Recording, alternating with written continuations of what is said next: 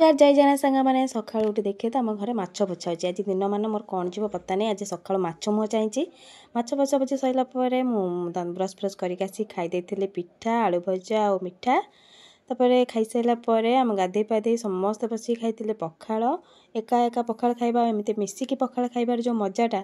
गोटे कंसा खाई नमती मिसिक खाइले ना 10 कंसा पखाड़ पड़ेब से कथा छाड़ खियापिया सरलापर आम दीपर खाइबार आज होता माछ आलू तरकारी सहित चूना माछर चचड़ी आ गोटे चिंगुड़ी माछ आलू बैगण पड़ी से गोटे चचड़ी होता काकुड़ी ता सहित स्पेशल तरकारी होची एटा जहाँकि मो झील बेले खाए ना एबे मते एते भल लागुची सेटा मु कहि परिबिनी एथिरे पड़िथिला मंजा मसूर सजना छुई आलू खुंबा आलू तरकारी एता बहुत भल लागुथिला मते आज राति रे हम गाँ रे हेतिला जंताळ